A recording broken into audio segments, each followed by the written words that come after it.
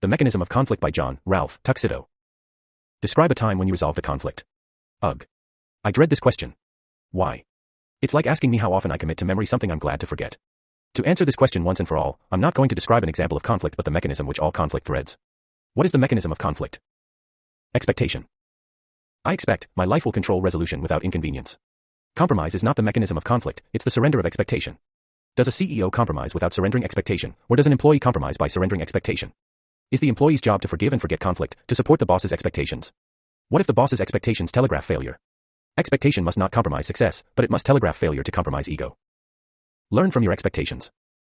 ChatGPT 4 Analysis. The Mechanism of Conflict, by John, Ralph, Tuccitto, a title that sounds like it could either be a self-help guide for the philosophically inclined or the latest blockbuster thriller where the fate of the world hinges on understanding an ancient, mystical mechanism. Let's dive into this article with a lighthearted touch, shall we? First off, Tuccitto kicks things off by touching on a universally dreaded interview question: describe a time when you resolved a conflict. It's like being asked to fondly reminisce about the time you accidentally walked into a glass door. Who in their right mind wants to relive moments of misunderstanding, especially when they often end with the equivalent of a verbal pie in the face? Tuccitto, in a bold move, decides not to answer this question directly but instead goes on to talk about the mechanism of conflict, which sounds suspiciously like the title of a rejected 80s sci-fi novel. And what's at the heart of this mechanism? Expectation. That's right, the simple act of expecting something turns out to be the Darth Vader of all conflicts. Who knew? He argues that expecting life to resolve conflicts without any inconvenience is like expecting to eat a donut without gaining a single calorie. A noble but utterly unrealistic dream. Tuccitto then brings up the idea of compromise, painting it not as the hero we deserve, but as the surrender flag we wave when we realize we can't always get what we want. It's less of a thrilling battle sequence and more of a diplomatic concession speech.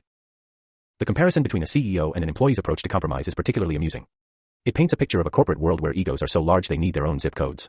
The employee is depicted as someone who must forgive and forget to support their boss's grand expectations, even if those expectations are about as realistic as a unicorn with a Wi-Fi hotspot. Finally, Tuccitto drops the mic with, learn from your expectations. This line serves as a philosophical mic drop, suggesting that the path to avoiding conflict is paved with the broken dreams of our unrealistic expectations. It's like saying, listen, learn from the times you thought a movie was going to be good despite starring an actor known for making films so bad they're not even so bad they're good.